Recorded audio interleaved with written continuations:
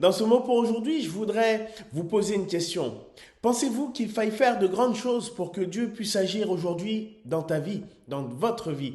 Parce que, à un moment donné, Jésus va parler à ses disciples. Il va les enseigner et il va leur dire et ne va pas leur cacher qu'il y aura des temps difficiles, que certains ne les accepteront pas, d'autres seront comme des faux frères, des faux chrétiens, mais que eux ils devront rester sur un droit chemin, qu'ils devront être vigilants. Et il s'ensuit dans l'évangile de Luc au chapitre 17 et au verset 5, ce verset, cette prière qui vient des disciples, augmente-nous la foi. Et Jésus va leur dire ceci: si vous aviez de la foi comme un grain de sénévé, vous diriez à ce sycomore, déracine-toi et plante-toi dans la mer, et il vous obéira. Je crois vraiment que c'est un principe qui vient de Dieu. Il faut croire que les grandes choses prennent naissance dans les petites choses. Il faut commencer à voir petit et grand, petit pour que le grand puisse devenir réalisable. Nous voulons souvent des grandes choses, nous voulons des miracles, nous voulons des transformations miraculeuses ou autres. Mais le Seigneur dit commence par vivre petit. Et ce petit, c'est la foi. Si tu avais la foi comme un grain de sénévé. La foi n'a pas besoin d'être énorme, mais la foi elle a besoin d'être petite, simple, comme celle d'un enfant. Un enfant fait confiance à son père. Un enfant croit à son père sans douter. Un enfant obéit à son père parce qu'il sait que son père va lui accorder ce qu'il lui désire. Et le Seigneur nous appelle aujourd'hui à avoir cette même foi, une petite foi, mais qui a l'apparence d'une petite foi, mais qui au fond est une grande foi. Cette foi, elle est capable d'agir encore aujourd'hui et puissamment parce qu'elle ne vient pas simplement de notre intelligence ou de nos raisonnements, mais elle vient vraiment d'une confiance qui s'appuie sur un Dieu qui, lui, est puissant. Alors aujourd'hui, soyez des chrétiens et si tu ne connais pas Jésus, le principe est le même.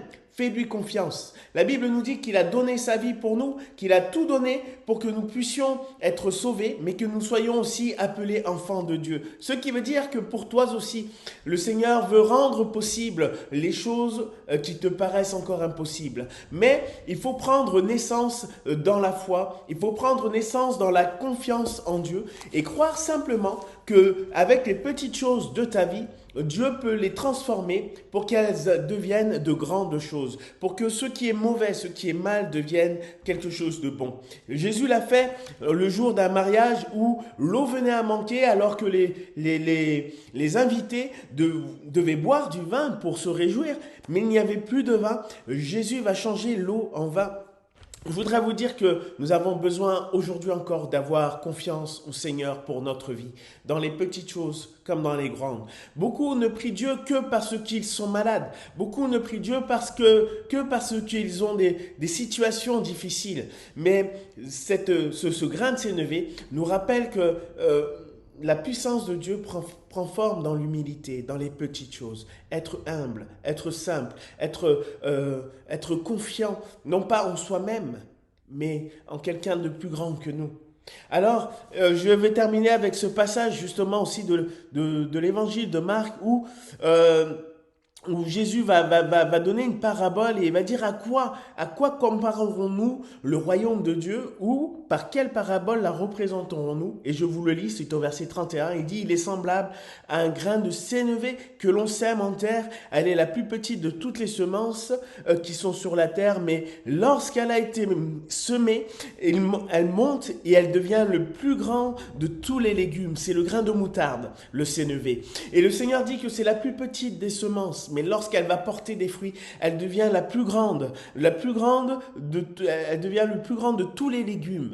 Alors aujourd'hui, simplement, si tu ne vois pas de grandes choses dans ta vie, commence simplement à planter dans ton cœur un grain de sénévé, de la foi qui s'appuie sur le royaume de Dieu, parce que Jésus a eu tout pouvoir sur la terre, dans le ciel, la Bible nous dit, parce que lui a été fidèle. Et aujourd'hui, il te demande simplement, fais-lui confiance. Accepte Jésus, accepte son sacrifice pour ta vie, mais aussi marche avec confiance dans tout ce que sa parole pourrait encore aujourd'hui déposer dans ton cœur. Que le Seigneur vous bénisse et je vous dis à très bientôt.